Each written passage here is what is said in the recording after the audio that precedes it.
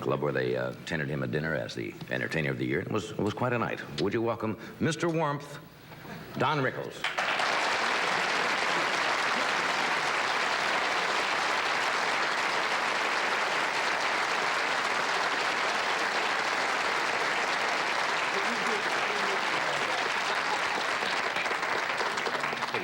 Yes, the jacket is shorter. Thank you so much, Ed. Thank you. I spoke to your daughter, Linda. Yes. She wants the allowance increased. There's a lovely daughter that goes to summer camp, and she's 42. What is it? Can I just say something, and then we'll clear up the niceties? Is that the word? Niceties? That's a word, yes. I think affiliates are just people, because they're just human beings, I think.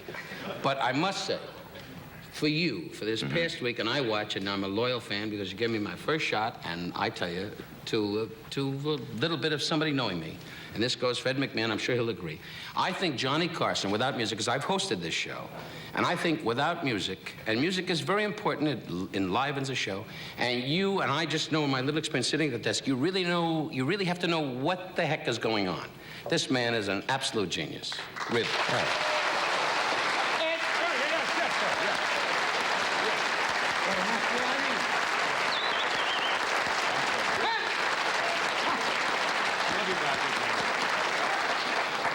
Well, okay, I did mine. That's very... Dave Tebbutt said, go out there and... No, he didn't. That's very sweet of you. That's very nice. I always cop out, like you do. When it comes to compliments, why is it we as performers always have that insecurity if you say something nice about somebody? Tom Snyder from our local network, I said, Tom, I really enjoy the news, and you've gone through this with me. And he goes, oh, come on. And a lot of people find it difficult to accept compliments. Right. I think you find it more in our entertainment world, more so than Ed. That's right, Don. You're right. Everything you say is right. Why don't you go and milk a Clydesdale for a half hour? Milk a Clydesdale? That's right. You don't have to play it back. You're annoying me. I happen to love Johnny, and you're turning on me. You were the one that said to me, make a big fuss, let him feel that we love him. No, Ed McMahon is a good guy, and he sits here every night on that couch, night after night, saying, oh, Johnny, you're marvelous. And then goes out to Marina Del Rey. You, honey, you start the boat. Dave Tebbutt's off camera, so I have to do this. Hi, Dave. Dave Tebbutt is a good guy. We all talked about him. You got 3 sets, I got 2, so you're leading 2-0 going into the third quarter. Well, if you had a show that could stay on the air long enough, you'd get 3. You see, you just haven't made it through the season yet. You got to finish the whole year before you get the set. Well, you know, I live in New York, and you're in Nebraska with your mom and dad saying, I don't have any more money. His mother and father are sitting on the porch in Nebraska going, why doesn't Johnny call? And his father is not that way. Your dad is what, about 6'2"? No. Your father, try to think. Yes. See, when you get that rich, you forget the family. He's so busy in court all day long going, oh, who wants to sue? You got a lovely wife now, Joanna, who I saw. I'm still trying to get the hassock from the last marriage. Look. Now, John, you've had, hey, not lucky in love, but now, thank God, you've met the woman of your dreams. Really. Well, and, hey, folks, we don't know. He just calls Ed and I and says, I met the woman of my dreams. And for his success, we go, fine, John. Ned, you've had, you know, never lucky in love, but you're both handsome guys. I'm married 9 years. I want to be with you guys so bad.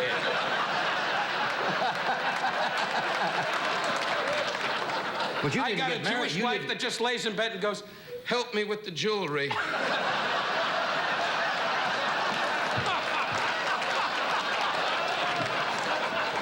Now, don't write letters. You taught me that. Don't write letters. Those of you of the Jewish world, if you are a Jew, I am proud. They always say we're rich. That's baloney. We're human beings, all of us. And I wish peace, shalom, to all of us. Now, you didn't get married, though, until you were late in life. Well, till I was what? Well, I mean, most of us got married when we were in our 20s or something. He's drinking this.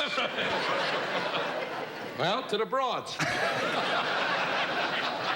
Why did you wait? Did you want to find the right girl? No, because I found myself in the bathroom in front of the mirror going...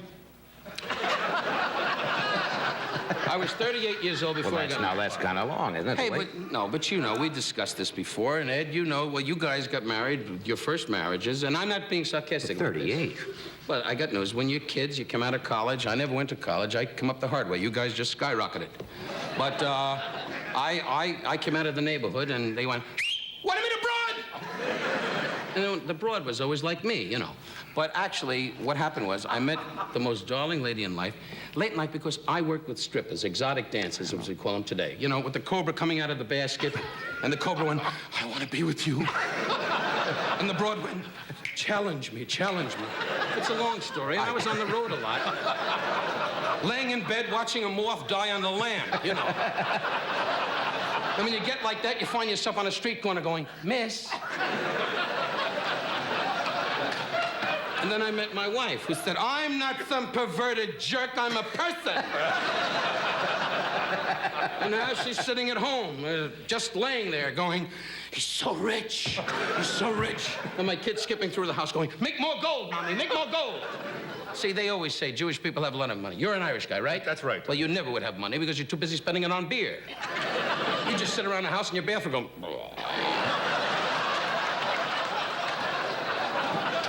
Not really. Now, the Irish people are great. I'll tell you, the night... We need the Irish, don't we? Huh? We do. Oh, you're going to lead me into Chazarai.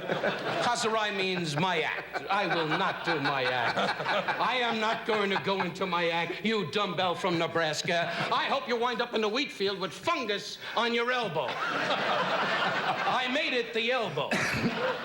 No, John, I tell you, this is an exciting night. All these affiliate... I was at the affiliate dinner last night, which you couldn't make. You were up in Las Vegas at the Allen King tennis tournament, and you said, "I don't want to be there.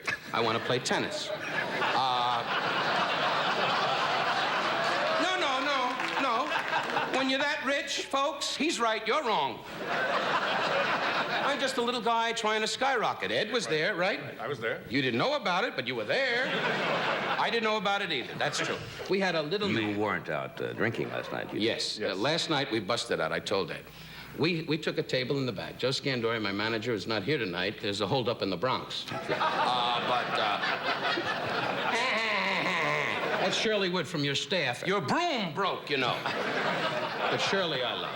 And what happened was that we stood in the back, and there was a little beautiful man. His name is George. A little Puerto Rican man. And most guys in our world, and you say ethnic backgrounds, and we all come from a certain world, and George was a little beautiful Puerto Rican man, and he came to me and said, "Mr. Rickles, you want to have drink?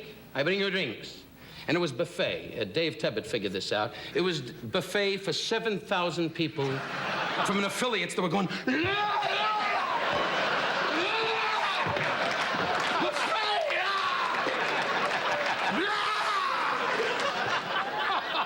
Sit-down dinner, huh? And Don Durgan, one of the big executives, said, "Is there some sort of luau going on?"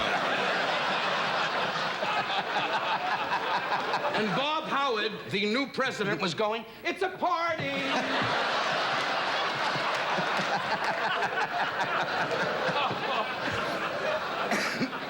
The new president, I met him. He was beautiful. I mean that. You don't see a guy with a cowboy hat and a cap pistol standing in the reception line going, "Bang, bang, you're dead." Anyway, but you go along with it when you need work. That's right. You're a millionaire. You just phone your attorney and say, "I'm Moody."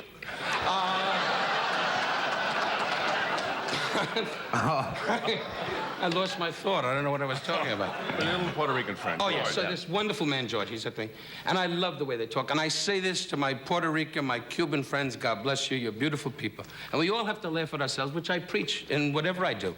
And the great thing was, he came over and I said, "George, I don't like buffets. The reason I don't like buffets is because I came from New York, and my whole life was standing in line in Bickford saying, 'Eggs, eggs.' And the guy went, 'You ain't your time for crying out loud.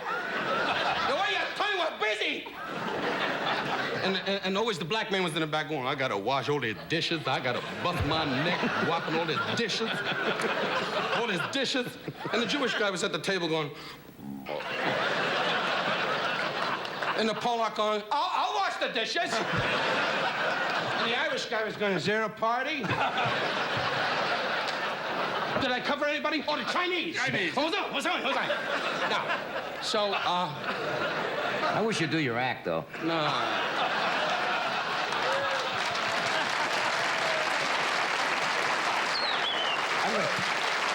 I kind of missed that. But anyway. Folks, so the punchline, I said to George, I said, here's $10. I swear to God, John, I said, here's $5. Because buffets, I don't know, you know, your whole life, not that I'm a snob, I certainly am not. I came from the street of New York. I came up the hard way. Well, middle-class people. I didn't come up the hard way. As you came from a middle-class family. Did you come from middle-class Yes, family? middle class. Middle class, good. No, it's all settled. It's a middle-class group. It's all middle class. All middle class. Yeah. Now, so... Came from a middle-income family. Pardon me? Came from a middle-income family. Middle-income family. Where'd you come from? But they were high class. But they were high There's a class. difference. There's a difference. There is. What do you think, Ed? Whatever he thinks is best. Oh, boy, you don't have the guts. Tell him you're fed up, and you're gonna grab him by the legs and make a wish. He loves you, Johnny. I always loved you. I don't care what you say. You're the best talk show guy in the world, and you give me a break. All right. But I'll tell you this, John, one thing, remember, no matter how big you get, these are the affiliates. These are the people that made you a multimillionaire. Love thy neighbor as thy love thyself. You are not of my faith, but I bless you. Hashem, Ahoim, Panoi, Hanoi, Panoim. And now made you a helicopter.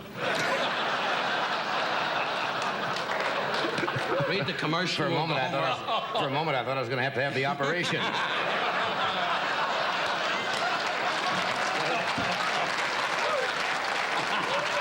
At my age, that was smart. You do what Bob Newhart does. Take a glass of scotch and go, Well, we'll take a short break here, but we're coming right back. You better believe it, Hutch, like it.